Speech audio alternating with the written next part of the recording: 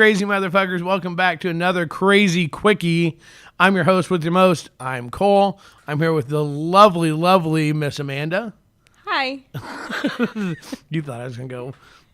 Yeah, never mind. All right, so, hey, we're doing a Krazy Quickie. Why does everybody like a Quickie? Because they're short and sweet. There you go. All right, so today's topic, the topic, we're going to have a whole series of quickies on Halloween etiquette. So we're going to start this holiday season with how to dress when you have to cross and be in public areas. That's right, public areas. Why do we need to talk about this? Because here's the deal. Let's say you're at a great hotel takeover. Rock on. You have to go to a lobby. There's other people. They're not swingers. All right. So you take and you're walking in your Halloween costume, which includes like 2 leaves and a feather. It kind of gives it away. Or maybe you're going to, we've heard of bar takeovers for Halloween parties. And again, your costume's a feather duster. And you have to walk through the restaurant and the bar of the non-swingers to get there. You leave it broad on feather duster. Because people go, how the hell do you dress up like a feather duster? We're going to have weird comments. No, I want to become a feather duster. First Halloween hotel takeover, we saw a woman that was dressed in a little maid costume. Yes, she was. And she had a guy by a collar and chain. And all he had on was Speedos with a bunch of feathers covering his crotch. And we're like, oh, that's cute. What are you? She goes, I'm a maid, and this is my feather duster. And the best part was it was in a regular hotel where there was regular vanilla people walking all over the place staring. So we want to talk about, because we talk all this time about people not wanting to get outed. And Halloween is a wonderful time to be outed because... everybody goes, well, it's just Halloween. It's a Halloween costume. Look, when you walk through a regular neighborhood and you see soccer moms and soccer dads and grandparents walking the kids going door to door trick-or-treating, and maybe they're in costume, most of them don't look like they could maybe be a hooker. Okay, and that's guys or girls, okay? So to say, well, it's just Halloween, it's just a costume. Look, when you're 50 years old and you're in the slutty maid costume and you're in a hotel and there's all these other people wearing those types of outfits, or somebody dresses a full blow-up penis, yeah, let that sink in.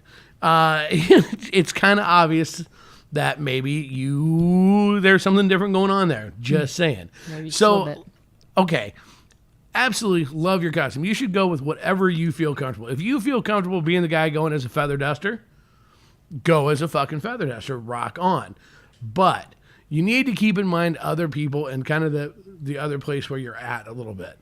So it is 100% appropriate. And in fact, here's the deal. Some hotels and different venues require no nudity. Mm-hmm. And that means not just like, oh, look, my dick's flapping in the breeze. No, like... if the wind blows and the leaf moves out of the way because you're Adam, going as Adam and Eve, that's still going to be covered that's going to be like a problem. Mm-hmm. Because there are going to be other people around. There are families around. So keep this in mind. When you're going from your room or from your car, do you want your children to see you in that costume? Well, it's easy solution. You can either put a robe on, and when you get into the ballroom or whatever the case may be, you can take the robe off, or you can wear a coat or a trench coat, whatever you want. Something. But just have the pieces covered when you're in a public lobby or whatever. Or at least keep it in mind. Maybe if you're at a hotel takeover, a lot of times some places will have separate ways into ballrooms. Mm-hmm. So there are ways that there's one that we always go to. They have separate entrance in and out of the ballroom, so you never have to go through the lobby. Mm-hmm. You can actually get to their block of rooms that they have, to and from the ballroom, without ever going somewhere where there's going to be people that are non-lifestyle in there. Mm-hmm. And the thing is people go, well, I'm just having fun. It's not so much that. It really is. If you're running a business, okay, a lot of businesses, when a hotel is willing to do and let a lifestyle party in there, they're taking somewhat of a risk because, remember, there's 12 million of us, supposedly, roughly, in the United States that are swinging. There's 340 million people total. There's more of, non-swingers than swingers. So, a lot of these businesses, if you're hosting a party, you might want to help find different ways for people to go because some places won't let you back. The place we saw with the feather duster. Yeah. We went there. We stayed every weekend at that hotel, and they recognized that we were part of that party. Yeah, I know. And they flat out said they would never allow that person to host another party there because they had complaints from people with kids that were walking to and from the restaurant because the party started at 7 o'clock in the evening. Okay, so you even see this. You see this even like with the Comic-Cons a little bit where there's certain rules on public areas. So you got to kind of keep that in mind and be respectful of the other people. I'm telling you, always think of this. If your kids are little and they don't know you're swingers, do you want your little kids to see you in that outfit? Do you want to have to explain to them? Because I promise you, the parent walking back from the pool, the dad walking back with his 2 or 3 boys from the pool, and here comes like Holly Hooker coming down here with the feather duster. Okay, at that point in time, he does not want to have that conversation to try to explain what the hell. But he will have that conversation with the manager of the hotel to make the manager of the hotel explain what the hell. So, okay, 1, plan accordingly. Trench coat, some sort of robe, some sort of cover. That's the first thing. Number 2, right. Maybe plan your costume of one that looks like one thing, and then you can take different parts of it off. That's part of the sexiness of it. That throughout the night you can strip it down some, whatever.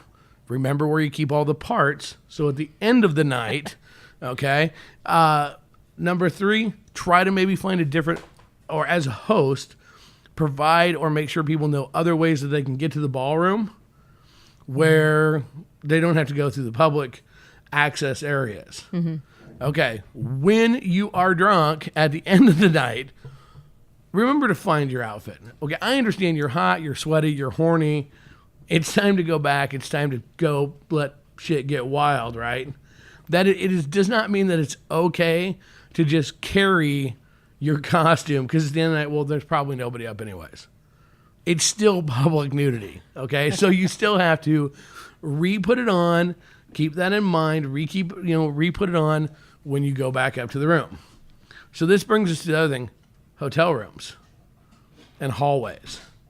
Remember, security is a big thing anymore. More and more hotels have cameras in the hallways for your protection. So when you're switching from one room to another, because it's like you heard that room 928 has a taco bar going on and somewhat of an orgy, and you're in room 925 and they had a hot dog bar and an orgy, but you're ready to switch orgies and or snacks, and you go padding out in the hallway butt naked, you're just going down a couple of doors. You're still naked in a public area. So you might want to keep that in mind. Now, a lot of hotels are pretty cool about working with the hosts. We have our big crazy winter night party, and they're very cool about working with us in terms of having areas so there's no cameras. But you still just want to keep that in mind. Remember, their security team is allowed, and they're going to walk through to make sure that everything's safe. So if you're at a Halloween party and you're dressed as a cave woman, nummy, and somebody's dressed as, I don't know, Batman, and next thing you know, it's like, wouldn't it be hot for Batman to fuck Cave Woman with just his bat mask on in a stairwell? That's wrong. Even though it's Halloween, it's still fucking a public area, okay? If you're out doing something like that in the public areas or you're naked chasing each other down the hallway, that's going to be a problem. And I was thinking the stairwell might be kind of fun. The stairwell, yeah, the stairwell is kind of fun. But remember, again, public area. If you're in the floor area that's okay to be in, as a host, let your guests know where it is and is not allowed. That's the other thing. Take responsibility for your own body and what you're showing and not showing in the public areas. Also, if you're a host, make sure you let your guests know what they can and can't do. Stay with us all month long because all of our Krazy Quickies are going to be Halloween themed, different things, so you won't want to miss a one. All right. There it goes, guys. Well, thanks again for tuning in to another episode of Krazy Quickies. Why does everybody like a quickie? Because they're short and sweet. All right, doing it the only way I know how and the only way I want to.